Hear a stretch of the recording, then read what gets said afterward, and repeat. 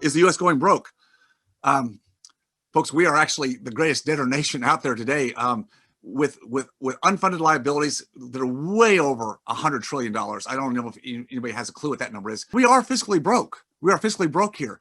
Something's going to break. And I'll just tell you right now that the only viable political way out for politicians to retain power, which is what they're all about, the only political way out is to monetize the debt, which is inflation. Yes, they can talk all day long about taxing the wealthy and blah, blah, blah.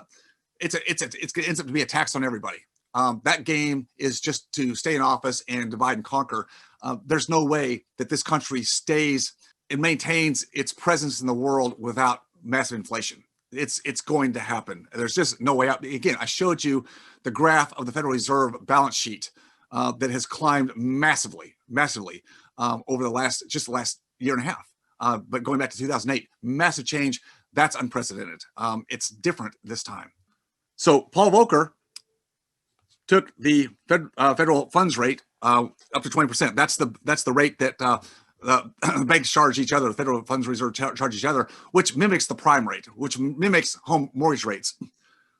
I bought my first rental property, my first investment property in 1980, right in the midst of all this. Again, I had no clue of what was really going on. I mean, again, I knew who was president, but I get out of school and I put my money into a CD or a money market, and I'm earning like double digits. And I'm going, well, this is easy. This is good, but not realizing that inflation was eating the lunch out of assets or savings. Of course, I didn't have much to work with, so it wasn't a big factor for me. But when I think back about it, I started in the midst of a major inflationary period with high interest rates.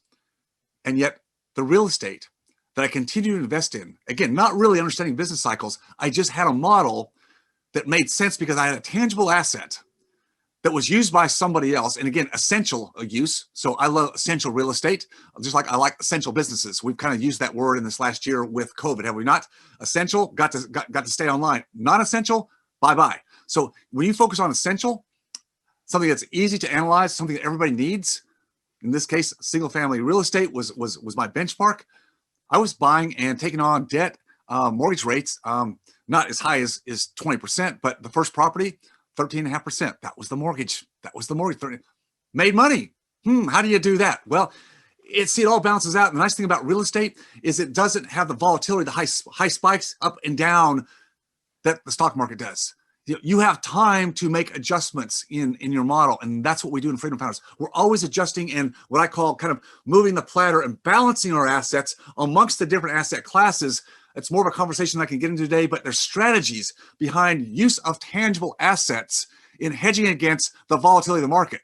If you just put your money blindly into the market, 401k, cash balance, defined benefit plans, whatever your strategy is, thinking that's going to do it, you're abdicating your future to the whims of the market. And the market, Wall Street market, stock market, is highly manipulated.